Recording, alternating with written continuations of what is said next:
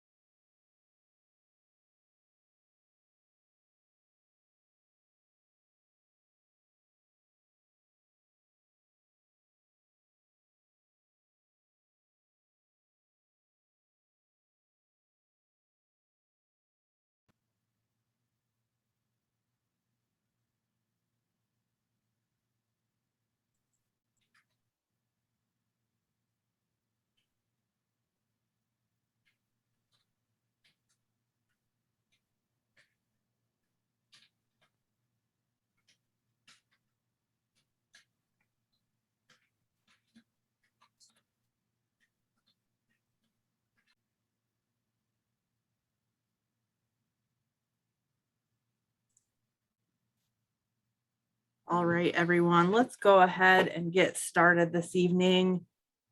Thank you so much for joining us tonight. My name is Lindsay Weichel. I am the Director of Leadership Development with Kiwanis International. And I'm so thrilled to be with you this evening. Now, some of you may have been expecting our friend and colleague, Meredith Taylor, to be on with you leading the way. And Meredith has had a new opportunity come her way. So she has actually moved on from Kiwanis International. So surprise, I am here with you this evening to help you learn a little bit more about working with as a part of or chairing your membership committee. And, membership is such a crucial part of our clubs, strengthening our membership, growing our membership. So I'm looking forward to walking you through being the importance of the membership committee and being a part of it. So thank you again for being with us tonight and diving into this learning opportunity. I'm going to share my screen with you all.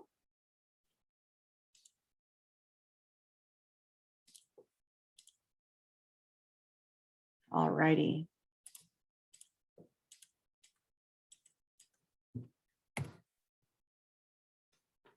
So tonight we're going to talk about a number of things. We're going to go over your role. We're going to talk about some membership strategies. And we're also going to discuss club goals, because setting strong goals in the beginning is always really, really important.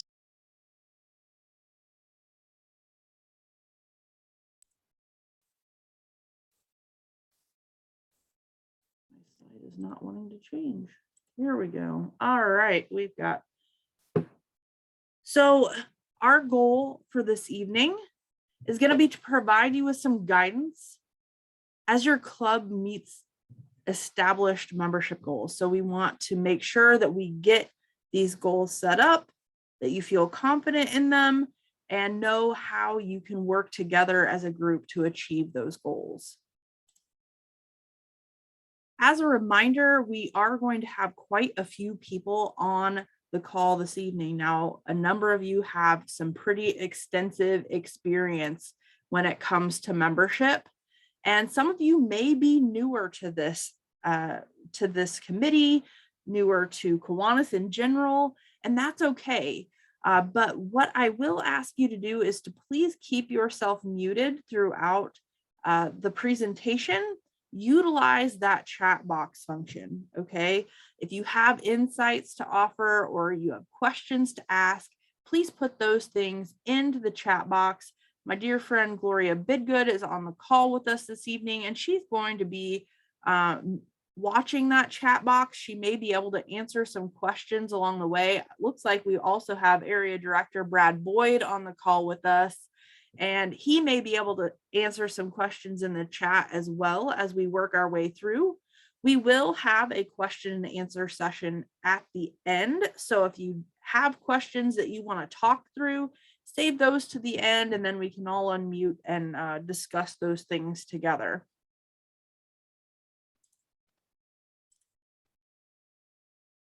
So, I'm curious, and you can utilize the chat for this question. What are your expectations today? What do you want to learn from this session? What do you want to make sure that you get out of this?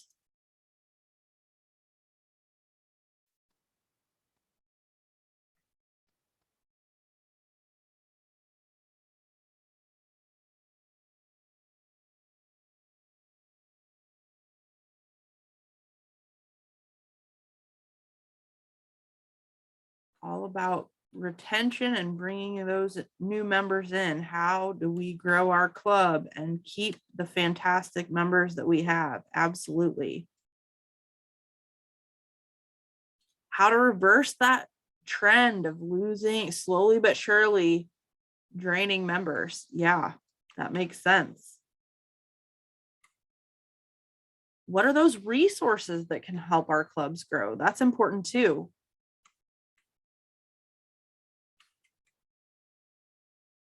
Working our way back up to charter strength. Yes, charter strength, for those that aren't aware, is 15 members. And what we mean by charter strength is when we are chartering a new club, we never charter a new club with less than 15 members. We always want at least 15 members to help us get a club started. So when we talk about getting a club back up to charter strength, that means maybe they've fallen below that 15 member mark and we're trying to get them back up.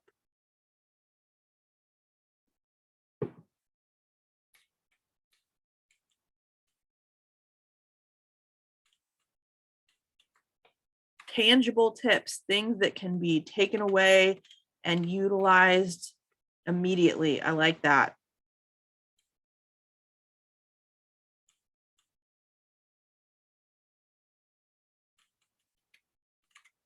All right, all of these are fantastic.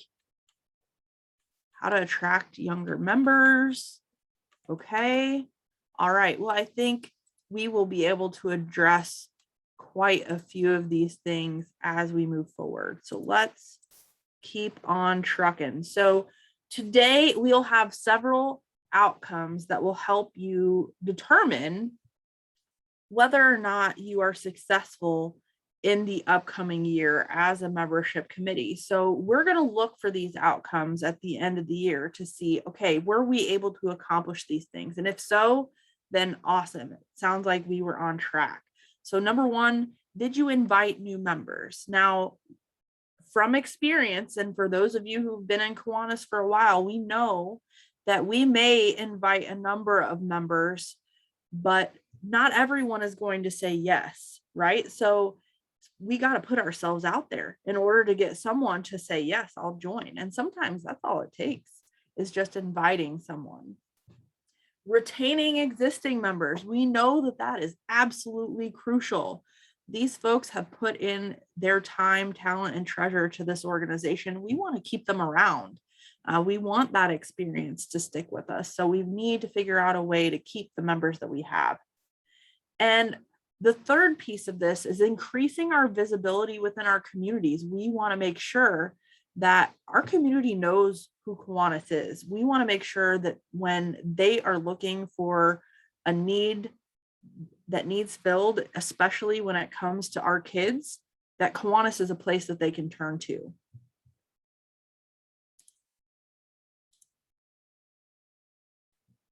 All right. So as a part of the membership committee, you are really going to be a spokesperson. You are going to be out there and making sure that people know who Kiwanis is, know who our members are, and know that they are welcome.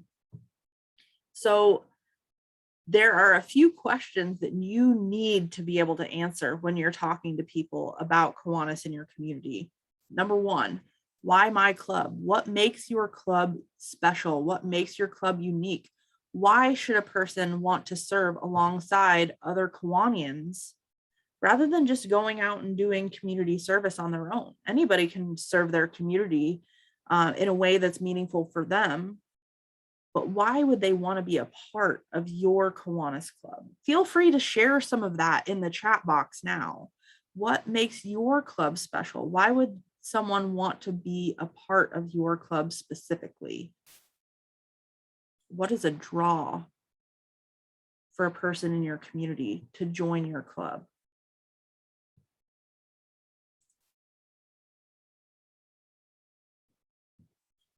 Another thing that you need to consider, and continue to put this information in the chat box, because when we send out the recording for this session, because we will send out the recording for this session for all of you, as well as anyone not able to be here this evening, we'll also send the information from the chat box. So all of the text from the chat is going to be captured, and you're going to be able to utilize that as well. So keep those answers coming in the chat box as we continue to move through. The next question that you need to be able to answer is, how do we impact our community? How do you impact your community with your club members? What types of things do you do? What are those positive things that can be seen all over your area that Kiwanis contributes? And how does your community see you? And that one is really important as well, not necessarily as something that you're sharing outwardly, but it's important to know, because if it's a very positive image, then you can then share that with folks that you may be interested in inviting to join your club. And if you aren't as visible as you would like to be, well, that's important to know too, because those are some changes that you can help your club make to make yourselves more visible within your community. So think through those three things. Make sure you have answers to those three things as you get ready to enter the upcoming year, because they will really help you be successful moving forward. So let's talk about your role within the membership committee. So the first things first, you've got to set realistic and measurable goals. We're going to break these goals down, right? It's not enough to just say, well, we want to increase our membership. That's not very specific. What does increasing your membership look like to you? You know, is it one member? Is it bringing in one new member? Is it bringing in 5 new members? Is it a percentage? What does that look like for you and your club? You've got to be specific, and it has to be measurable so that you can tell whether or not you have been successful. The next thing, once you have goals set, you've got to develop an action plan. So having goals is great, but if you don't know how you're going to get there, if you don't know how to achieve that, you're going to be lost and you're going to be constantly trying to figure out what your first step is going to be. So developing that action plan is key. Get approval for the action plan. So you're not on an island, right? You're not operating by yourselves.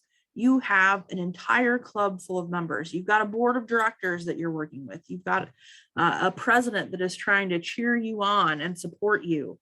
So work with your board of directors, work with your club president, work with the members of your club, and make sure that they have buy-in for this plan. You know, everybody can contribute to what it is that you're trying to accomplish. And by gaining buy-in from the rest of your club, they're going to be that much more willing to help you out. So another piece that is one of the roles and responsibilities of the membership committee is hosting membership drives and special member events. So what we mean by membership drives is, you know, opportunities to bring those folks into your club, making a names list. Who are your targets within your community? Who does everyone know that is not already a member of Kiwanis, and how can we expose them to what we are doing as a club? And don't think about just your club meetings. What projects can you invite them to? Can you host a special event where it brings all kinds of people from your community together to tell them all about Kiwanis and the wonderful things that you do within your community, and have an opportunity at that time for them to sign up if they want to sign up to join your club? Communicate clearly. And that's important for any leader, right? We want to make sure that we are transparent, that we are sharing what the needs are, how we can utilize the other members of our club, how other people can step in and help us to do what we need to do. If we don't speak up and tell folks how they can contribute and how they can support us, then it will feel like you're acting alone. And we don't want that. That's not necessary. You have wonderful human resources that you are surrounded with. And by communicating with them clearly, you'll be more successful. And then share the knowledge, teach others. Once you have it figured out, and some of you may have this down pat, you may know how to invite others. Some of you may be really intimidated by this process. I know I was when I first joined Kiwanis, but all it really takes is that first conversation. You know, it just takes that first conversation, and you don't want to make it super formal, right? It doesn't have to be super formal. Somebody in the chat just talked about how important the timing is, right? You don't necessarily want to meet someone and immediately say, hey, want to join our club? You know, that's not necessarily how it's going to happen, right? We know that's probably not going to be super successful. We got to build that rapport. We got to expose them to what it is that we do. And from there, we can make that next step and make that ask. And once we have the process down, it's really important to teach others how to do the same. New member orientation is another piece that is covered typically by the membership committee. And I can't express enough how important new member orientation is. To bring a new member into a club and then just say, okay, cool, welcome, thanks for being here. That makes people feel kind of scared.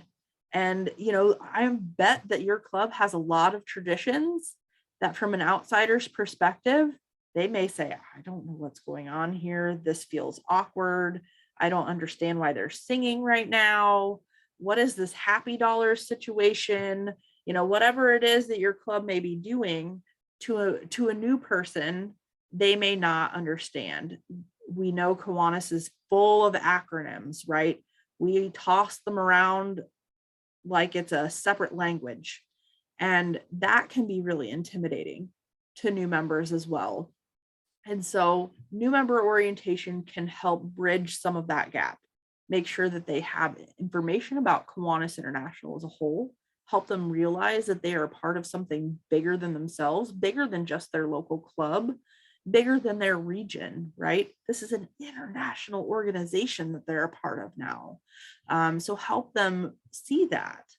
Also, helping them know more information about your club and what it is that you do in the community. That will spark their interest and help them recognize some of those things that they may want to get involved with right away. Or they may have an idea of something that the club can contribute to the community. So this is an opportunity for them to speak up and say, hey, I think, I really care about this. Would we consider doing something like this? So they're an opportunity to collect some new ideas as well. All right, so when you're talking about establishing a goal, that was the first thing that was on our list of our roles, right?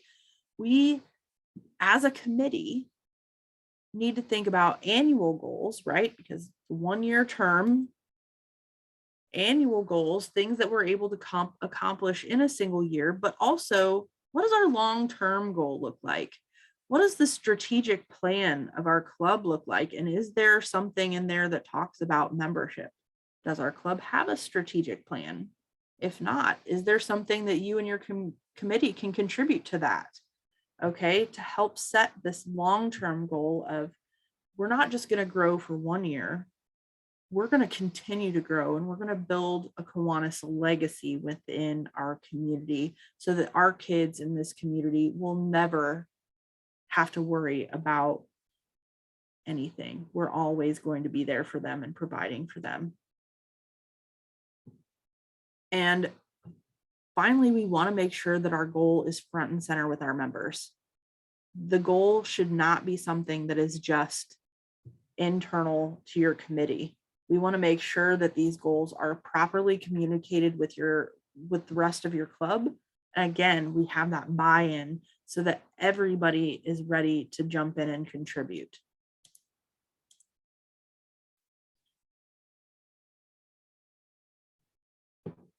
So we talked about this a little bit already, but we want to make sure that the goals that we set are SMART. I'm sure most of you are very familiar with SMART goals. It's an acronym, right? Each letter standing for a descriptor for what the goal needs to look like. So S standing for specific. We want to make sure that our goals are very specific so everybody truly understands what we mean when we're talking about the various pieces. M is measurable. At the end of the year, we need to be able to measure and make sure that we have hit our goal, or maybe we have fallen short, but we know, right, without a doubt, where we stand at any part of the year in terms of hitting our goal. A stands for attainable. Anybody can say, you know what, we want to double the size of our club. We want to triple the size of our club. We want to bring 100 new members in. But is that attainable?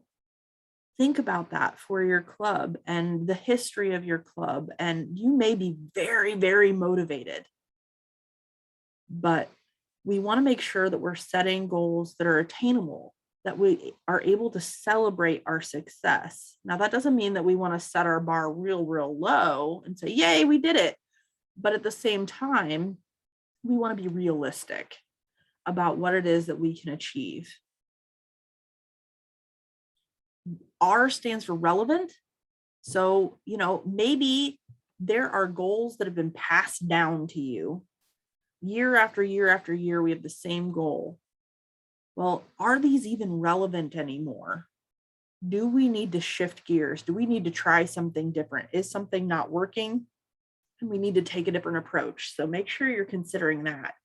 And finally, the T is time-based or time-bound.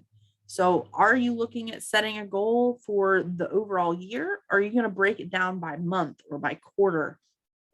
How do you want to set that up time-wise? So that's what SMART goals are all about. So anytime you're having a goal setting process, which I hope all of you are in the middle of at this point or very close to having at this point, make sure that you stop and check your goals to make sure that they are smart.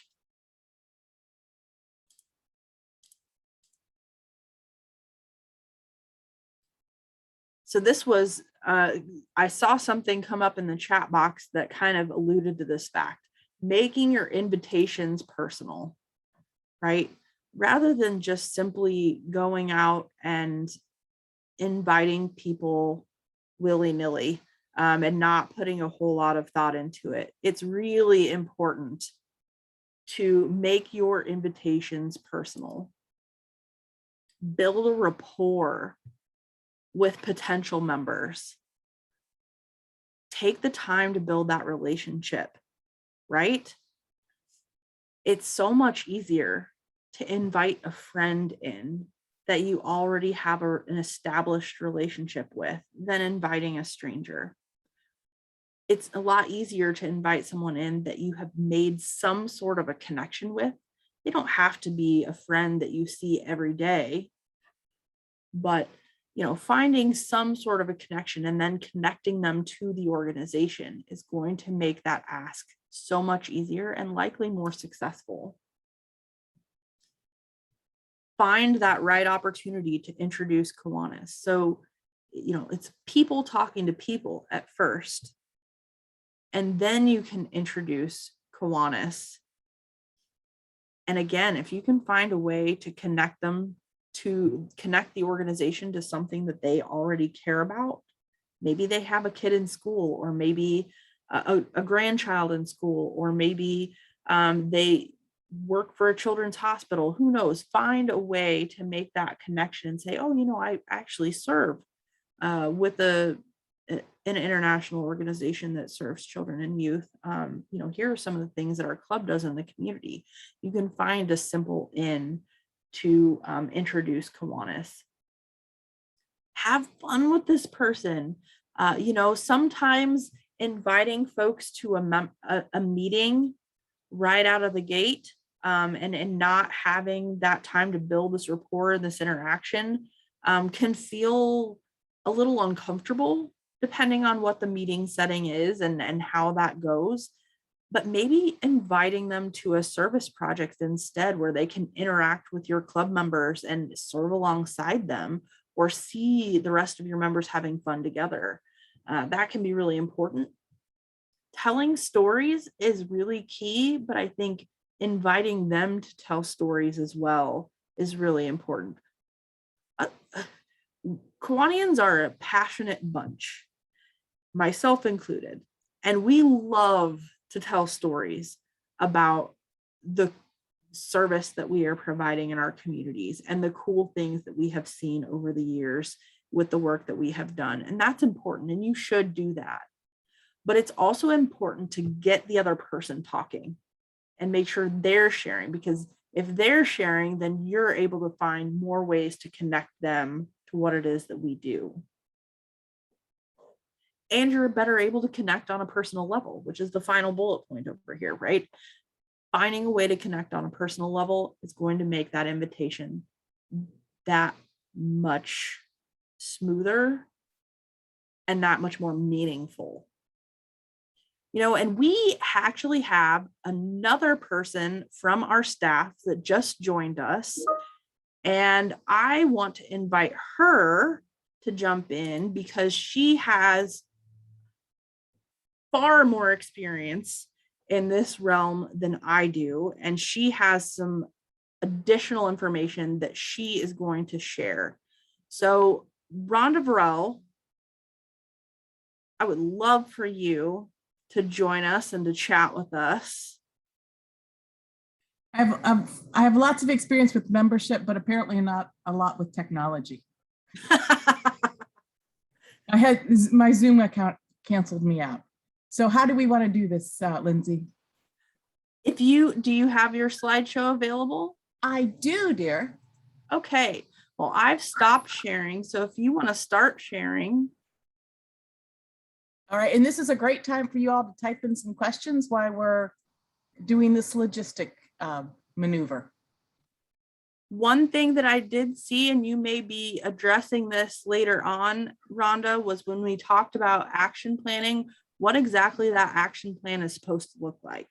We set the goals, we talked a lot about the goals, but what is the action plan supposed to look like? I did see that question come out. Okay. So keep that one in mind in the back of your head, or Gloria, if you want to chat, write that one down, because that was early on. I'm afraid it's going to get lost up there. But that was a really good question, so I want to make sure we address it. And you can utilize some of the forms in the Achieving Club Excellence planning.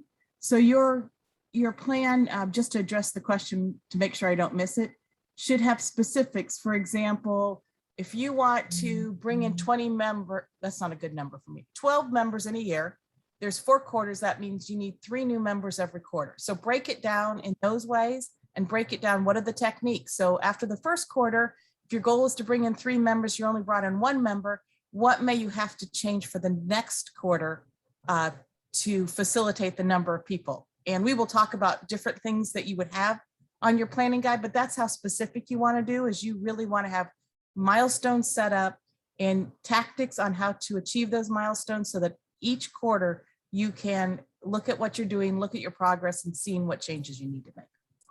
And Rhonda, this is Brad. Yes, Brad. In order to yield 3 members, they probably are going to need to invite about 10 guests to service projects and club meetings. That's where it all begins. Yes, it depends, Brad. If they have people like you, you probably only have to invite 1 to get 1 person to say yes. But yes, odds % of your people are going to show up. So absolutely, we have Brad Boyd on too, who's also a member of our team. So I'm going to move on to the next slide. And our next slide is about inviting new members. Make sure that you share Oh, I your didn't screen. share my screen. Thank you, dear. I had to create a whole new Zoom account to get this done.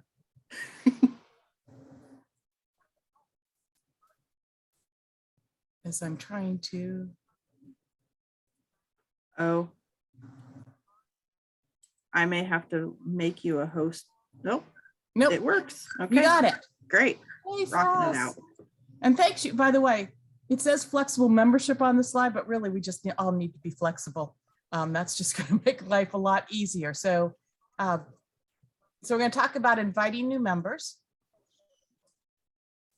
Membership drives. Inviting new members should be an ongoing, everyday activity. It's like Brad said, you shouldn't have a service project or a fundraiser where you do not have people, potential guests or potential members invited. But sometimes you just need an event that really gets people excited and focuses them, and that's a membership drive. There is the how to host an open house in the Achieving Club Excellence tools that you can get online. And I'm sure if Gloria has it, she will put the link in the chat. But membership drives are great. It can build a lot of excitement. I always look back to, if you're in North America, you remember things like homecoming, prom. There were all sorts of activities leading up to a big event. And that's what membership drives allows you to do. It allows you to get the club all excited, all prepared, and thinking about, what does it mean to bring in new members? What role do I play? I've been to membership drives where they've invited a lot of guests to an event and the Kiwanians are all standing there talking to each other and not talking to the guests. So there's a lot of involvement when you're going to have a membership drive, is to make sure you have all of your members set up, knowing, understanding what the role is they play. They've got to all be hosts. They need to know how to talk about their club, because one of the biggest mistakes I hear Kiwanians say, we're small but mighty, because what a guest takes away with that is they're small and they need lots of extra help. So it's teaching your Kiwanians how to speak about your club. It's getting them excited. It's getting names of people of who to invite to these membership events.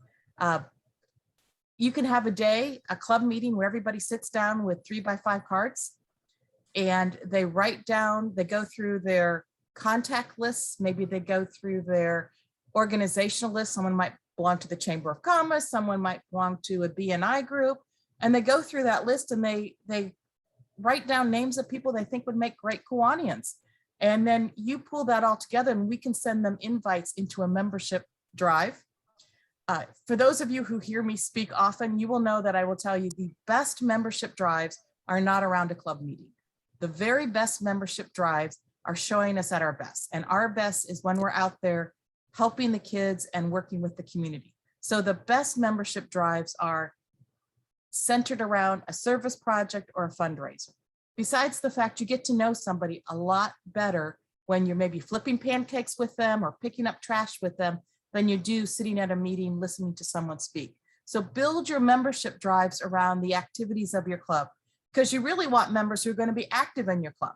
You can then have a membership meeting afterwards in a week or two to explain to them a little more about Kiwanis, but let them dive into what we're all about. Flexible memberships.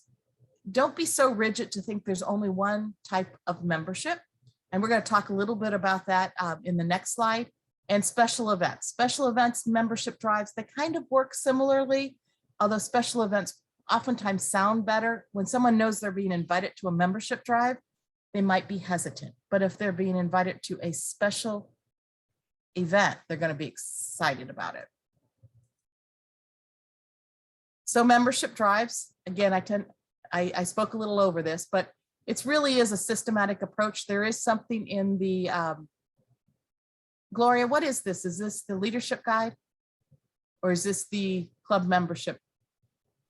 Share. This is the hosting a membership drive. Okay, I didn't know which book. It's on the website. Gotcha. I thought it was. Yes. Okay, and I'm not going to go through all these specifics. You all can read. But it is about really preparing your club, identifying potential new members, and then making the sale. I know there was a club, it was in Aurora, Illinois, who actually practiced at the beginning of every meeting how to share their Kiwanis moment and introduce Kiwanis to somebody in a minute to two. And they practiced amongst each other. So when they went to talk to people about Kiwanis, they knew something that they could say. Now, here's an activity I heard about today. Had another meeting on membership, and I'm going to just take a break. Hopefully you have a pen and paper. I want you to stop for a second or two. I'm going to give you a couple of seconds of quiet time to write down somebody in your community that you would feel comfortable calling up and sharing about, hey, I just went to this Kiwanis meeting, or this is what my Kiwanis club was about. Not even necessarily asking them to join. I would like you to write down the name of 3 people you'd be willing this week to talk to them about something about Kiwanis, even if it's just sharing how great Kiwanis is and how much it's benefited the community. So I'm gonna give you a second or two to write that down. So write down those names.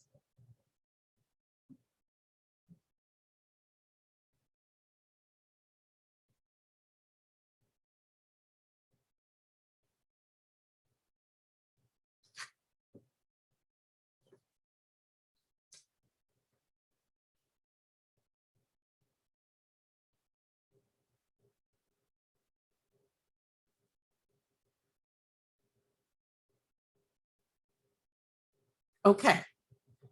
If any other names come to you along the way, write those down. What's really important anytime you go to any educational event or training session is to write things down in small bites that you can then do the coming Monday or Tuesday.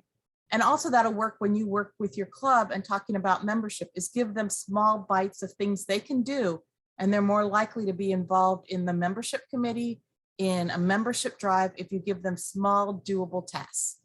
So always knock that down. Someone's talking about neglect advertising. We actually have a slide on PR and marketing. So we will talk about PR and marketing before the end of this session.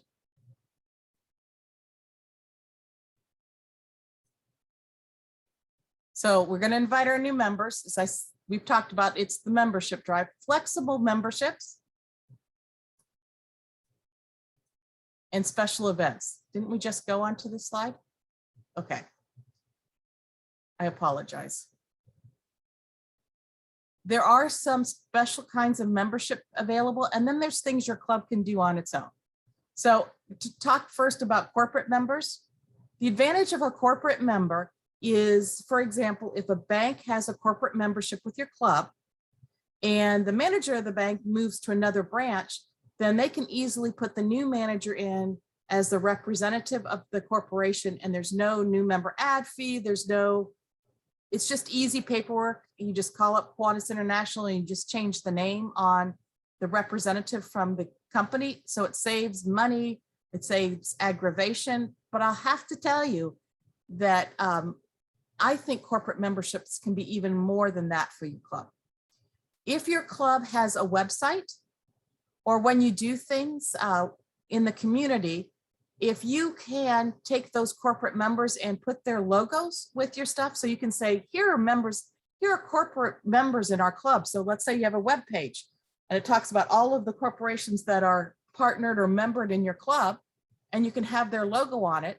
There's no reason why your corporate members cannot be charged a higher rate than the regular members. Now, when I say that, I want to be very clear. It has to be stated clearly in your bylaws. You can't just decide that, oh, we're going to have a corporate member from Bank A and we're going to charge them $1,000, and a corporate membership from Bank B, but they've been around longer, we're going to charge them $50, and Bank C, we're not going to charge them any extra.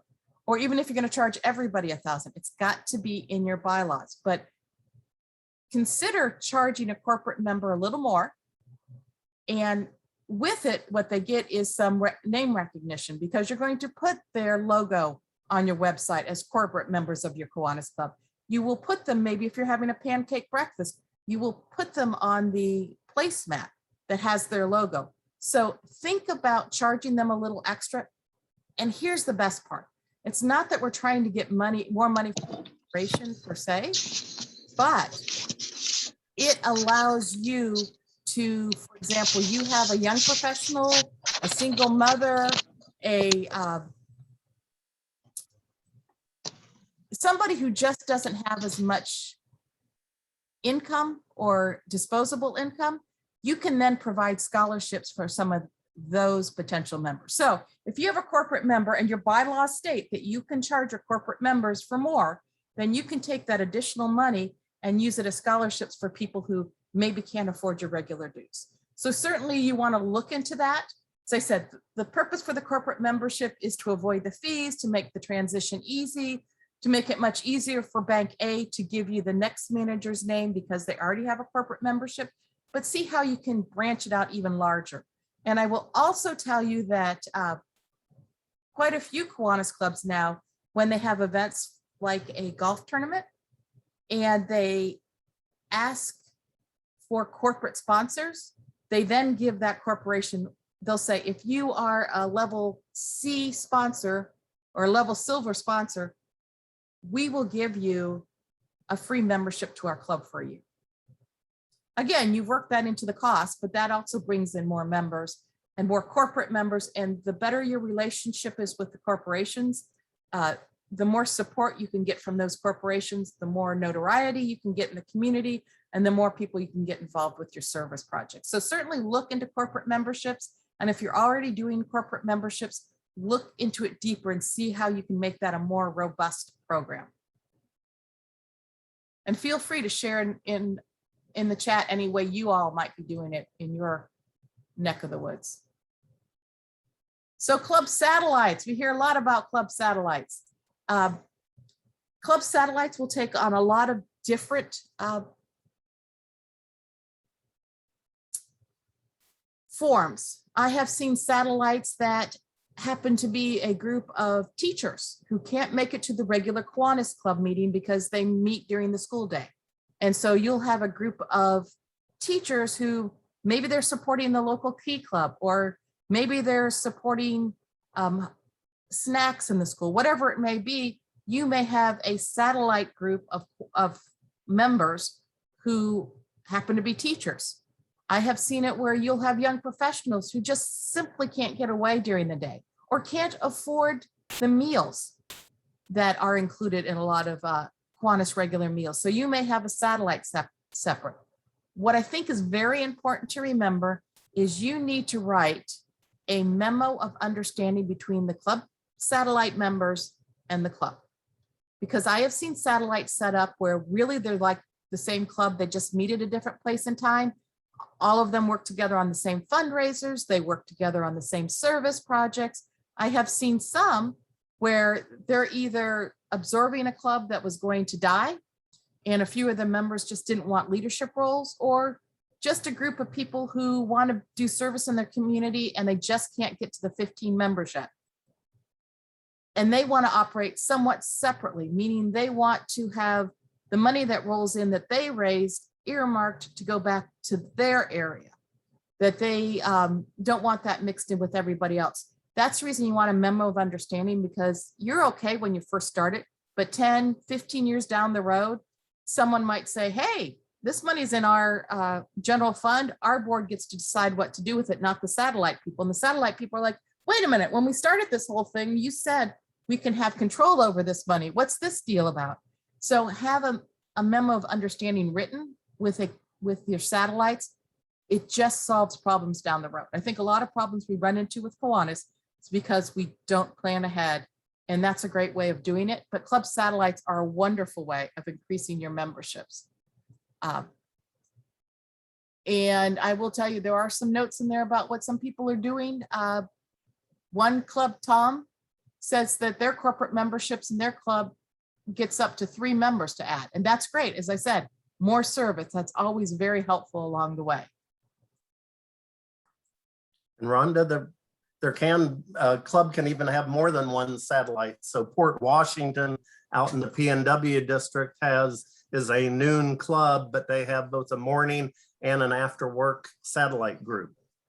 Absolutely. And Brad, they don't even have to be in the same district. That's true. You could have satellite, you could form a satellite in England because you think a club meeting in England someday would be cool. So don't put yourself in a box. When you're looking at membership, you're looking at, because really when you're looking at membership, you're looking at our capacity to do service. You're looking at increasing that capacity your club has, or Kiwanis as an organization has, to do service. So if someone says you can't do it, say, why not? And how can we get it done? So absolutely, Brad, don't limit yourself to just one satellite. So like someone wants to know if they have their own officers. They don't have officers per se, meaning the main club or host club has the secretary and has the president.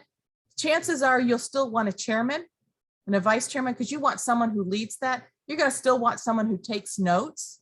So they aren't officially officers in the Kiwanis International eyes because they all fall under the host club, but you probably want people, just like when you have a committee, you have someone who leads the meetings, you have someone who takes the notes. It's really is along those same lines. Most important is to have someone who's the liaison that goes to both the regular club meetings as well as the satellite group meetings. Yeah, the more interactivity is better, because otherwise you want to try to avoid being strangers. Oh, they're on a satellite of our club? Huh, I've never seen anyone. I don't know what they're doing. You don't want a bunch of, because who knows what they can do if you're not keeping track. They are representing you. They're representing your name because they still carry your same club name. So absolutely, you can have one liaison or find some way. Maybe there's someone from the satellite who attends your meetings, because nowadays it can be hybrid. So they don't have to be in your backyard. Someone wanted to know if a club can have a satellite where the members live abroad. Absolutely. I'm not sure we're allowed any official satellites. Like I'm not sure Mars is approved country, but yes, they can certainly live. If you go on vacation into Tahiti and find some people, that would be fantastic. In fact, someone from Virginia, and I'm not going to pronounce the name of that because I'll get it wrong, has a club satellite in Mongolia that eventually became its own club. So there are all sorts of opportunities, and I love it when a satellite becomes its own club. It's not necessary, it's not required, but really is cool to see them take those first few steps with you and then watch them grow on their own. So we talked about special events. Those are guest contests. I can be a little competitive. So I like guest contests. I like breaking your team up, and maybe you have, the blondes against the brunettes, or maybe you have the longtime Kiwanians against the new Kiwanians. Maybe you have people whose last name starts with a vowel versus the people whose last name start with a consonant. There's all sorts of ways you can create contests. And the advantage of contests is it's a reason to talk about membership. It's a reason to get excited. And people like a chance to get excited, to theme things up. So guest contests about whether it's bringing in guests or it's actually getting people to join. And be very careful. It's important to look at how many guests you come, because not 100% of your guests will join. But remember, if you invite 100 people and no one joins, you aren't making any progress either. So you also want to focus a lot on how many people are joining. Because if you're getting a lot of guests and they're not joining, it's really time to look at your club and say, they'll come. They like our people here, but they won't make a commitment. So what is it about our club that makes them not certain about making a commitment? It may be just the way you're asking, or it may be when you meet, or it may be you don't have the service project you want, or the money's too much. So if you have a lot of guests and no one's joining, really a good chance to step back and say, what are we not offering these people to make them want to join? So guest contests among your members, special guest day. You can have, I went to a club once and they had a, I can't remember what it's called, but it's basically a minister day. So they had people who were, your rabbis, your priests, your ministers, all come, they thank them for their service, but it was also a way for them to introduce Kiwanis to them. So you could highlight some group of people in your community, invite them for a special guest day, but also use that as an opportunity to introduce your Kiwanis club to them.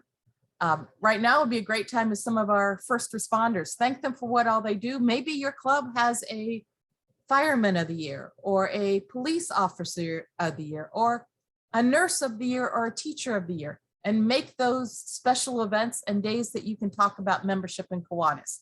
Just make sure that nobody feels like they're coming to be honored and are just getting bait switched and are getting asked to join. So make sure that it isn't like they feel like they can't leave the room unless they join. It's just a way of introducing Kiwanis to them. You can follow up later for the ask to join. You'll get leads from Kiwanis International when people go out there, and Gloria gets those leads. She sends them to the appropriate person in the district. Each district has designated their own person. And when you get something that says this person was on the website and wants to know about the Kiwanis Club, by all means, jump on it. I'm amazed how many people don't hear from somebody. So jump on it right away, because those are interested people and you can get them into Kiwanis right away. Also, intentional recruiting. And that goes back to when I said earlier about sitting down and everybody writing on a 3x5 card a name of someone from their contacts or some other organization they belong to that they can recruit. Look at your roster.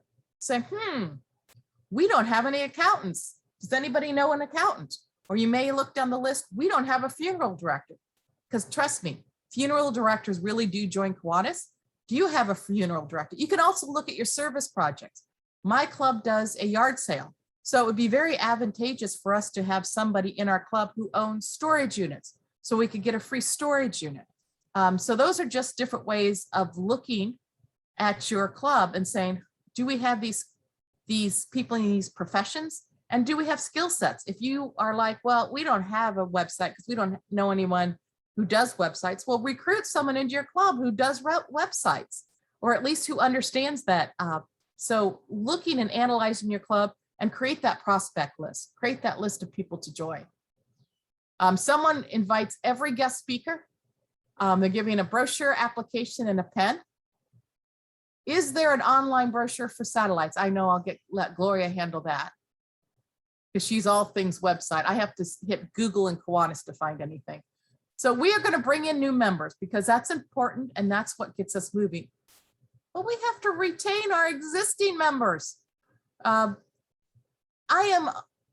going to use the word appalled. I'm appalled at how many people, when I've gone to either online events or in-person district conventions, and I ask them, have they been reached out by members of the club to make sure they're okay? Besides just saying, have you paid your dues, or here's an assignment, have people in your club reached out to you as a member to see if you're okay? And very few people have their hands up. our members need to feel like they're appreciated. So I will tell you, I'm going to give you another minute. Write down on that same piece of paper at least the name of 3 members in your club you have not spoken with in the last month that you can reach out and make sure they're okay. Write down at least 3 members' names in your club that you can reach out to and make sure they're okay and let them know you care about them.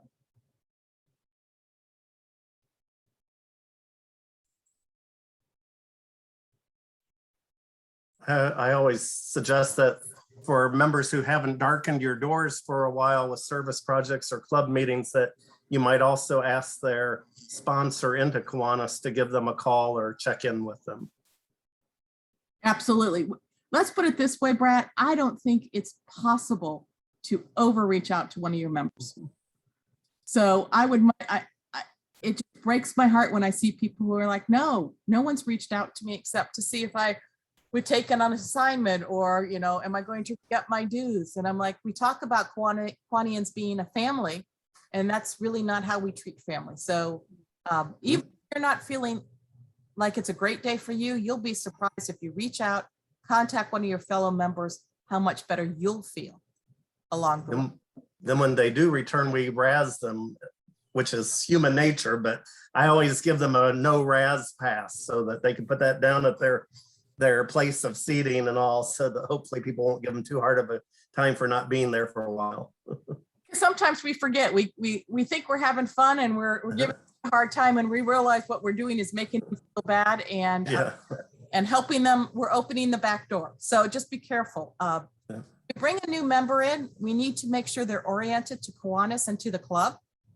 I will tell you, best practice is to do it prior to them actually joining, because you want that person, before you cash their check, before you take their credit card or PayPal or however they pay, Bitcoin, I don't know if you take Bitcoins, but you want to make sure they understand what it means to be a member of your Kiwanis club.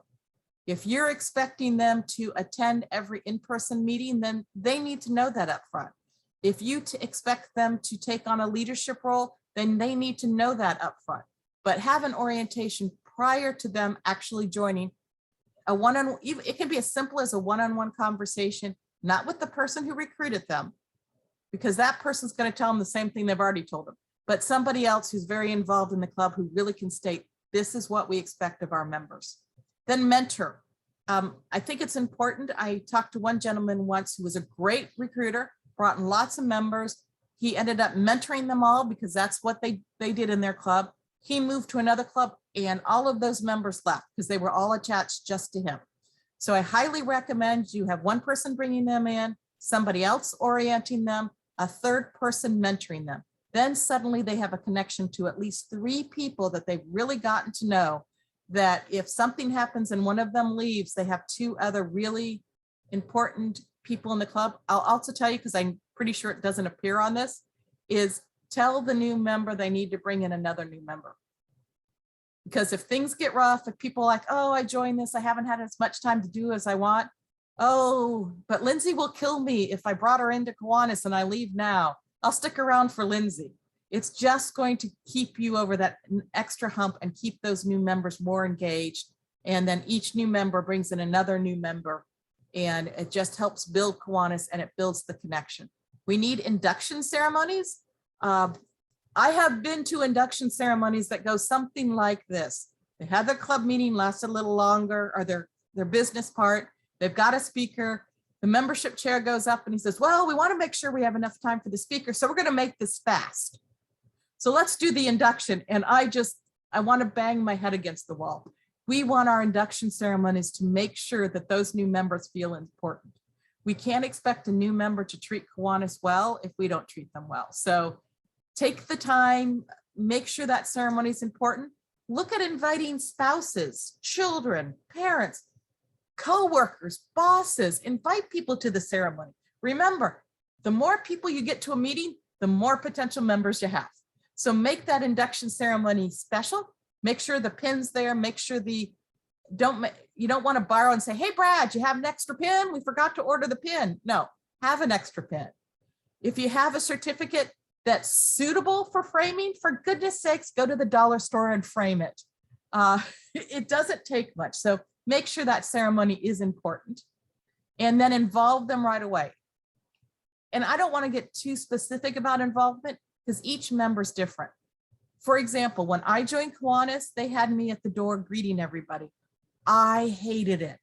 It was torture. I wasn't ready to be the person that had to meet everybody because I was never going to remember their names and be pleasant. Not that I can't be pleasant. I'm just not a naturally outgoing person. I have some shyness factors. So involve them in ways they're comfortable. Some people would be happy to stand in front of the room and tell everybody about themselves. Some people are going to take more time. So tailor the level of involvement with the person, but make sure they get involved. Make sure they're involved in a committee that actually uses a committee. Make sure they're involved in the next service project. Maybe you have them a place on the board and ask them to be on the board for something. So yes, go to a board meeting, join a project, go to an interclub, join a committee. Absolutely. And that's what your mentor is going to help you do, Jason, but you need to get that new member involved because we wonder why people leave. It's because we didn't really connect them. A lot of people, I hear this a lot, that say young people want to do things active. They don't just want to sit at meals. Young, medium, and old. I met a 70-year-old woman who told me she joined Kiwanis, and for the first 6 months, they asked her to do nothing. She goes, all they wanted me to do was attend the meal. She goes, I have a busy life. I have a lot to give. I left because I wanted to do stuff. I don't want to hear that kind of stuff. We need to get our people involved. And particularly now where we are in some cases moving back to 100% remote Kiwanis meetings, we have to work harder on getting our members and keeping them involved. And yes, you can always have non-board members attend a board meeting. Someone asked that questions. So existing members, it means reaching out to all of our members and in making sure they're connected. And again, that's why I want you to write the names of 3 people who you want to connect with and encourage those 3 people to reach out to 3 more people. And you'll be amazed. There's going to be some Kiwanian who that phone call from that member made a difference in their day or their life. So highly recommend that. And then celebrate. We need to celebrate everything. We need to celebrate. If we have a member who's been in our club for 5 years, we need to celebrate that. If we have a club member who made it past the first of the year, celebrate that. If somebody has stepped up and gone above and beyond, celebrate it. If they have personal things, they got a new job promotion, celebrate. You cannot celebrate too much. Or at least as of yet, I've not run into any situation where anyone has celebrated too much. So certainly as a membership committee, besides bringing in the new members, you need to retain the members. And part of that is celebrating what people do. Because again, a question I ask when I do a lot of training sessions is, in the last 12 months, has your club thanked you or celebrated you for being a member of your club? And 80 to 90% of the people do not raise their hands. Nobody gets paid to do Kiwanis. We need to celebrate everyone's involvement. And a little hint I learned a long time ago, if you write something as simple as a thank you note and you have someone in your club who you know who their parent is, their child is, or their spouse is, write a thank you note to them for the support they're giving that Kiwanian, for giving to the Kiwanis Club. For example, Brad, if I was really gonna wow Brad's socks off, I'd write a note to his wife, Norma, and say, thank you for all the support you give Brad for allowing him to do what he does in Kiwanis. And that would probably mean more to Brad than a thank you note to Brad. Actually, Rhonda, I do that at Thanksgiving. The first week of November, I send a note out to the children of our members and thank them for loaning out their mom or dad to help those less fortunate. And it really goes a long way. I got to tell y'all, Brad does so much and does so much well. It's hard to keep up with Brad, but Brad absolutely is a phenomenal example of a great Kiwanian. Club meetings, you have an active role in club meetings. You need to help the club president make it member focused, needs to be focused on us and our community. Make sure, because you'll lose members if you aren't following agenda, if it's not beginning and ending on time, and there's got to be fun. I know I've heard a rumor that somebody once said, who said fun had to be in Kiwanis? Let me tell you, fun is Kiwanis. Kiwanis equals fun. So have fun at meetings and look at ways of putting service projects into your meetings. There are a lot of things you can do. Write thank you notes to your first responders. Write notes and stuff backpacks for kids who are going to be put into foster care. Maybe you can even write notes and paint baskets or like plants, something you would plant, you could plant something, what are those called? Pots. You could paint pots, send them off to perhaps the child unit at the local hospital. Do things to pick up people's mood, and you can do that all at a service, at a meeting. I think it's great when we bring service projects to meetings. And social activities. We should always have social time at our meetings. Because if you just come, listen to someone speak and leave, I don't know if you'll stay with Kiwanis for a long time, because really we do great service. There's a lot of places we can do great service, but we do great service as a group, as a team, and as a family. And unless we're connected to each other, you're just doing service with a bunch of strangers. There are a lot of tools out there, Achieving Club Excellence tools, that will help you analyze your impact. We will be done by 9:30. We're wrapping it up quickly, Jean. So here are just some ways to analyze your club. How are you doing with service? How are you doing with membership? How are you celebrating? A lot of great tools to use. Again, recognize birthdays, anniversaries, and club awards, because you can never say thank you enough. Public relations is a partner to Kiwanis. Is you can't expect people to do more things or to know about Kiwanis if you don't have public relations. You can't expect people to join Kiwanis if they don't know you exist. So make sure you have a PR coordinator, and make sure there is brochures, handouts, signage at every event that you go to. So wrapping it up, we're going to look back at the chat box and see if there's anything important that we haven't talked about yet. And as I said, you can put together a plan, put it together quarter by quarter, step by step, look at it along the way, but most importantly, jump in there and get it done. Oh, I was reading this really long message. I should have known it was from Brad. New member orientation. Oh, that's from Gloria. She's asking me where I can find new member orientation. I believe there is a link on the website. If not, honestly, the most important thing about new member orientation is telling them what it means to be a member of your club. I know there are quite a few districts out there that are now offering new member orientation monthly or quarterly. So reach out to your district to find out if that's something they're doing. And we will send out new member orientation PowerPoint if I can actually find that. And then he pulled American soldiers out in the middle of the night. Oh, someone's watching the news. Raw air base. People want to know what they're charging for corporate membership. That, as I said, I know some people are charging as much as $1,000.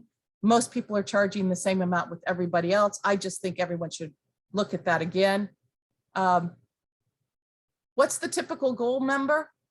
I would tell you, you can find out the last 5 years of your membership numbers, find out how many members you lose on a yearly basis, and add 3 to that number, 2 or 3, so that you can make sure you end the year positive. If you always end the year negative, the goal is to end the year positive. If you end the year positive, make sure you end the year at a greater positive percent. But I would tell you about 2/3 of our members, our clubs, end the year negative. So just finding out the average number of people you delete in a year and add a couple of members to that, and that should be your goal. Tom says their corporate membership cost is 2.5% of the membership rate. Thank you for that. So Gloria, are there any other questions that I have missed? Because this is the time. Any questions? Rhonda, I thought maybe I would mention that particularly in this age where a lot of our clubs are wanting to recruit members that more accurately reflect the complexion of their community and seek more diversity, that there are a lot of online directories. So if you want to go after, there's veteran-owned business directories, there's LGBTQIA+, directories online. Almost every ethnicity has some sort of business directory. There's just a lot of different resources out there. So use Mr. Google or Ms. Bing, whichever is your favorite, and you'll just find a whole host of things. When I've done some presentations, I've told people to look up veteran-owned businesses in Podunk, Idaho, or whatever your community is. And I bet within 3 or 4 minutes, you'll have 5 or 6 leads to go after. So just be resourceful. Absolutely. And someone's like, what can we do during lockdowns? Any suggestions? Slow internet connection? Hey, That was my long-winded one. I was going to say, go back to phone tag. I mean, if the only way you can contact people is by conference call, use conference calls. So don't allow COVID to be an excuse not to meet. In person's the best. You know, maybe you can meet outside and be all six feet apart. Weather is, well, in some cases it's a little hot or a little rainy. But if you have people who can't get online, use a telephone. I don't, any member doesn't know how to use a telephone or have access to a telephone. So whatever you do, connect with each other. So don't feel bad about having a meeting online.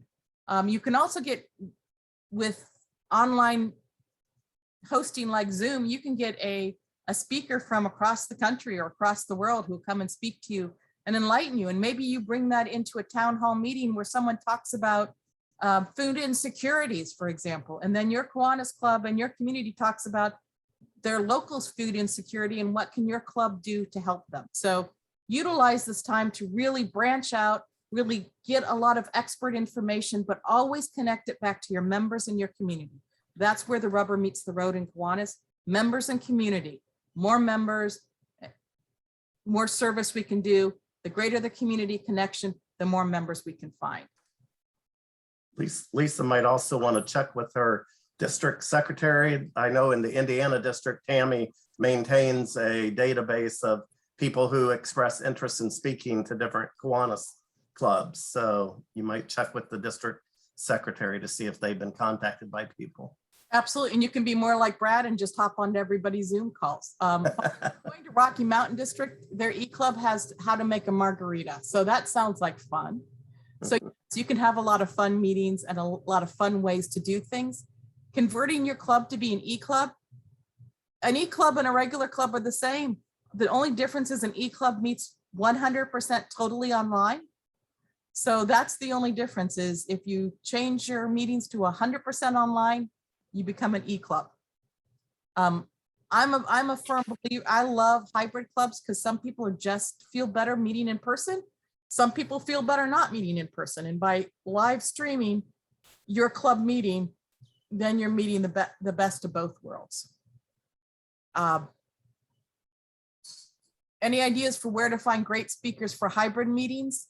I would just, Google things if you have a topic in mind and find out experts. You'd be surprised who may be willing to speak for free. Local universities are a great resource. What are some of their topics that they teach in? Find someone at the local university that will be willing to do a speech, or it doesn't have to be a local university, but again, there's all sorts of ways. There are professional speakers who can't afford to do a lot of free speeches because they make their living off of paying to do speeches. But local universities are a great resource, or government agencies where they already have another job and they're just speaking on the topic of expertise.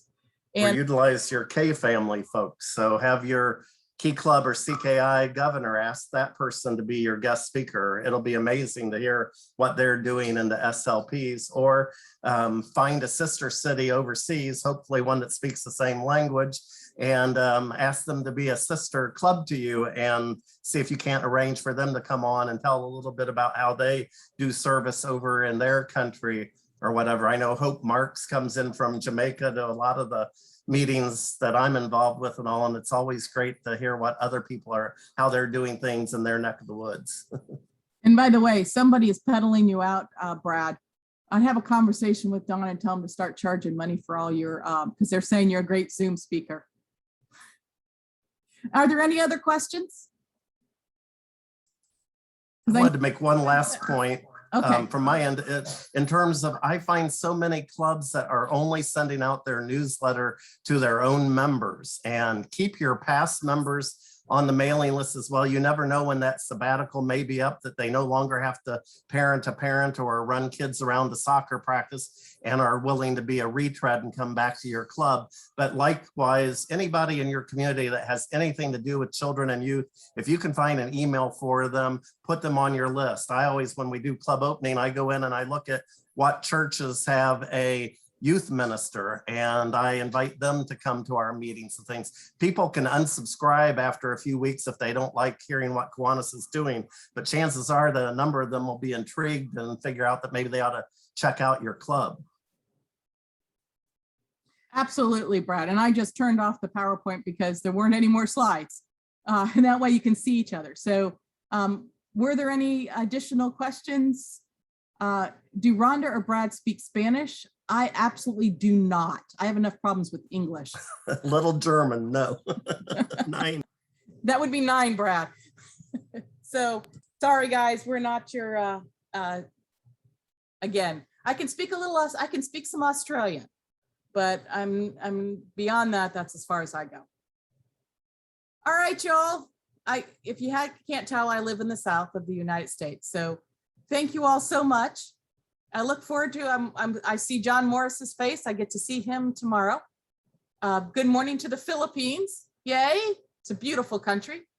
And really just take a couple of these hints and move forward. You can reach out to Brad or myself at any time. Lynn or Gloria, can you put our email addresses in there? And we'd be happy to help you, to give you ideas, to help you walk through a process, because membership is exciting. I mean, let's face it, we wouldn't exist if it wasn't for members. And I work for Kiwanis because I love you. I love the members. So let's get more members in so we can have more fun. So thank you all, and you all have a great day, evening, week, or month. Good night, everyone from New Jersey.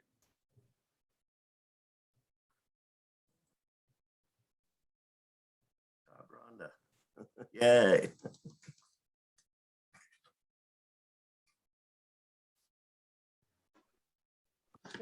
Good night, everyone from Freeport in the Bahamas.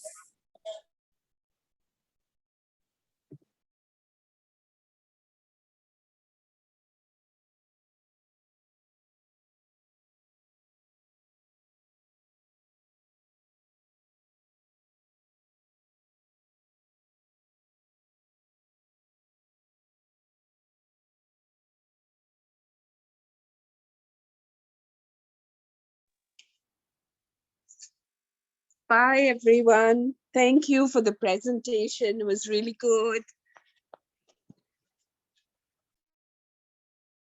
December 2021, you recall that we had around 0